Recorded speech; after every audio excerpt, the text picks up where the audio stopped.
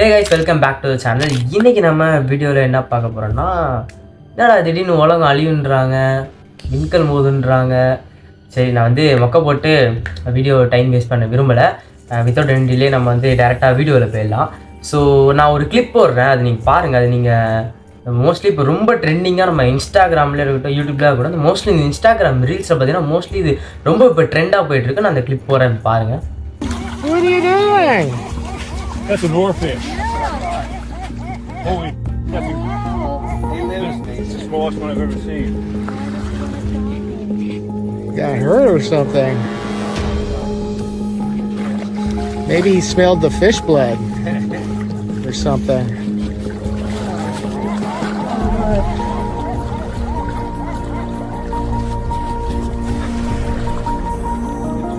Yeah, that thing was cool.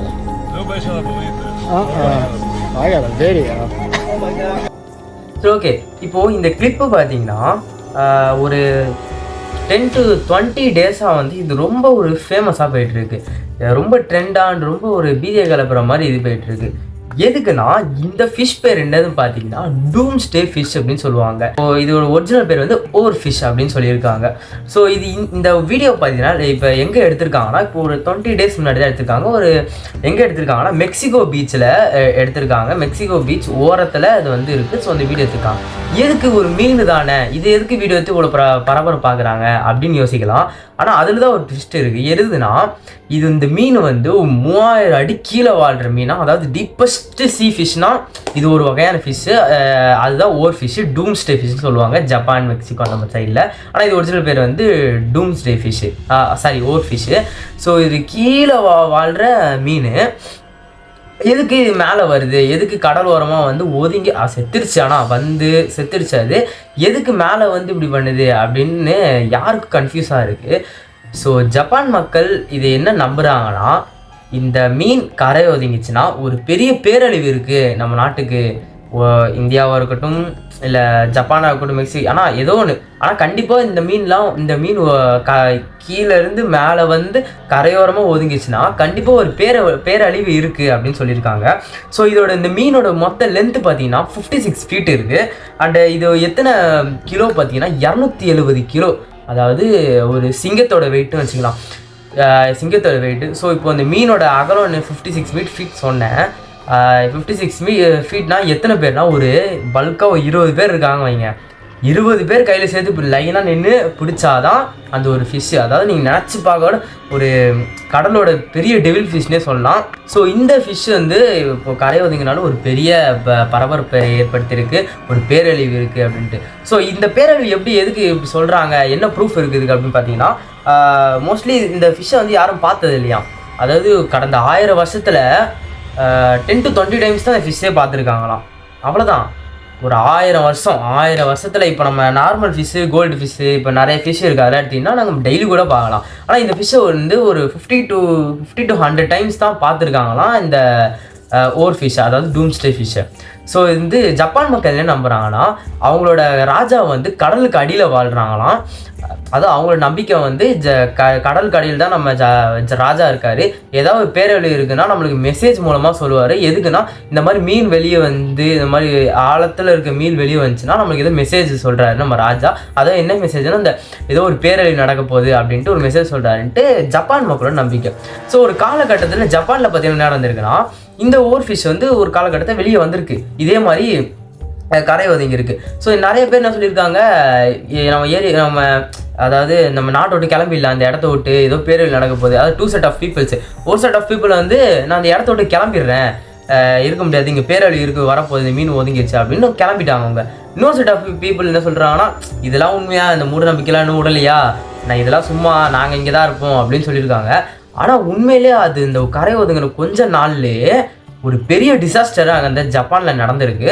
So இது உண்மையாக பொய்யான்னு தெரில, ஆனால் இது சொல்கிறாங்க நடந்திருக்குன்ட்டு. ஸோ இப்போ உண்மையான விஷயம்னு பார்த்தீங்கன்னா, நம்ம ஜப்பானில் பார்த்தீங்கன்னா 2011 ஒரு பெரிய டிசாஸ்டர் நடந்துச்சு. அது நம்ம எல்லாருக்குமே தெரியும், இன்னும் வரைக்கும் ஞாபகம் இருக்குது எல்லாருக்குமே. ஸோ 2011 பார்த்தீங்கன்னா சுனாமி, எர்த்குவேக், அதான் எர்த்குவேக் வரும்பொழுதுமா சுனாமி வரும். ஸோ இந்த எர்த்குவேக் சுனாமி வந்திருக்கு இந்த ஓவர் ஃபிஷ் கரை ஒதுங்க அப்புறம் தான். ஸோ இதனால தான் இந்த ஓவர் ஃபிஷ்ஷை பார்த்து எல்லாருமே பயந்துட்டு இருக்காங்க. இது செகண்ட் டைமாக நடந்திருக்கு. நம்ம 2011 ஜப்பானில் இந்த மீன் வந்து ஒதுங்கி இருக்கு. இதே மாதிரி ஆழத்துலேருந்து வந்து இதே மாதிரி ஒதுங்கி இருக்கு. எல்லோரும் பார்த்துருக்காங்க. ஸோ அப்போ பெருசாக எடுத்துக்கல. இப்போ நம்ம 2011 கொஞ்சம் முன்னேற காலகட்டம், அதனால ரொம்ப எதுவுமே எடுத்துக்கல. ஆனால் அந்த மீன் ஒதுங்கின கொஞ்ச நாள்லேயே ஒரு பெரிய எர்த்குவேக் அண்ட் பெரிய சுனாமி வந்து ஜப்பானை அட்டாக் பண்ணியிருக்கு. ஸோ அங்கே வந்து எத்தனை பீப்புள் ஆஃப் டெத்து ஏற்பட்டிருக்குன்னா 19,000க்கு மேலே வந்து நம்ம ஜப்பானில் இறந்து போயிருக்காங்க. ஸோ இது வந்து ஒரு பெரிய ஆச்சரியமாக இருக்குது. அதனால தான் இந்த டூம்ஸ்டே ஃபிஷ்ஷை பார்த்து எல்லாருமே பயப்படுறாங்க. ஏன் இது இப்படி இப்போ ஒதுங்கி இருக்குது அப்படின்ட்டு. இந்த ரீசெண்டாக நம்ம இன்ஸ்டாகிராமில் நீங்கள் நிறைய பேர் பார்த்தீங்கன்னா ரொம்ப ட்ரெண்டாக போயிட்டுருக்கு வாட் ஹேப்பன்ட் அப்படின்ட்டு. ஸோ இதே மாதிரி இப்போது நீங்கள் நிறைய கார்ட்டூன்ஸ்லாம் பார்த்துருப்பீங்க. ஆங்குலர் ஃபிஷ் அப்படின்னு ஒன்று. ஆங்குலர் ஃபிஷ்ஷு பார்த்தீங்கன்னா நிறைய கார்ட்டூனில், ஃபார் எக்ஸாம்பிள் நீங்கள் டோரிமோனில் கூட பார்த்துக்கலாம் ஆங்குலர் ஃபிஷ்ன்ட்டு. நெத்தியில் இங்கேருந்து ஒரு பல்பு மாதிரி வந்து எரியிற மாதிரி இருக்கும், பார்க்க அழகாக இருக்கும். ஆனால் உண்மையிலே அது என்ன பார்த்தீங்கன்னா நம்ம கார்ட்டூனில் தான் அழகாக காட்டுவாங்க. உண்மையிலே அது வந்து பார்த்தீங்கன்னா ஒரு டெவில் ஃபிஷ்ன்னு சொல்லலாம். ஸோ அந்த டெவில் ஃபிஷ் பார்த்தீங்கன்னா 25 வயசு வரை தான் வாழும். அதோட ஹையஸ்ட்டு வாழ்னாலே 25 இயர்ஸ் தான், 25 வருஷம் தான் வாழும். இது வந்து இதுவும் ஒரு ஆழத்தில் வாழ்கிற மீன். அதாவது டூம்ஸ்டே ஃபிஷ்ஷுக்கும் கீழே, அதுக்கும் கீழே வந்து இது வாழ்கிற மீனால் இதுவும் இப்போ வந்து நம்ம சர்ஃபேஸ் வர வந்திருக்கு. மேலே கடல் பகுதியில் இது ஃபோட்டோ எடுத்து வந்திருக்காங்க. ஸோ இது யார் ஃபோட்டோ எடுத்திருக்கா பார்த்தீங்கன்னா நம்ம ஸ்பெயின்ஸ். எங்கே எடுத்திருக்காங்கன்னா ஸ்பெயின்ஸ் கனரி ஐலாண்டில் எடுத்திருக்காங்க. யார் எடுத்துருக்கா அப்படின்னா டேவிட் ஜாரா புகுனா அப்படின்னு ஒருத்தர், ஒரு ஃபோட்டோகிராஃபர், அங்கே ஒரு ஃபேமஸான ஃபோட்டோகிராஃபர் இவர். ஸோ அவர் வந்து ஃபோட்டோகிராஃபரை எடுத்திருக்காங்க. இந்த பிக்சர் கூட நீங்கள் இப்போ பார்ப்பீங்க.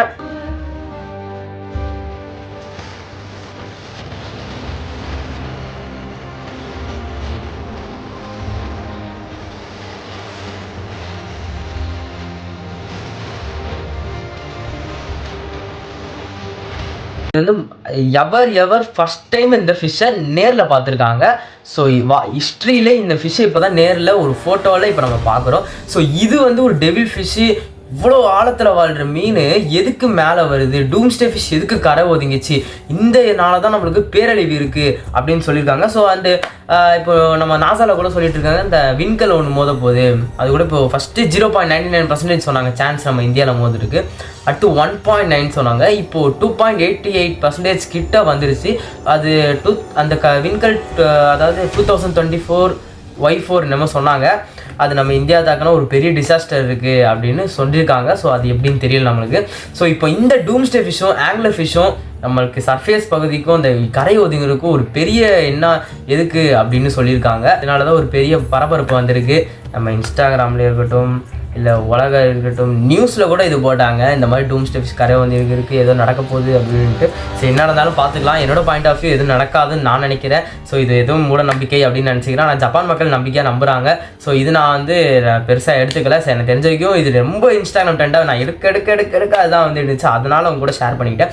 ஸோ உங்களுக்கு என்ன தெரிஞ்சாலும் நான் சொல்ல மறந்தாலும் கீழே கமெண்ட் பாக்ஸ் இருக்குது. அந்த கமெண்ட் கூட சொன்னீங்கன்னா நானும் தெரிஞ்சுப்பேன், நீங்களும் தெரிஞ்சுக்கலாம். Until then my mister John of you. Thank you guys, bye.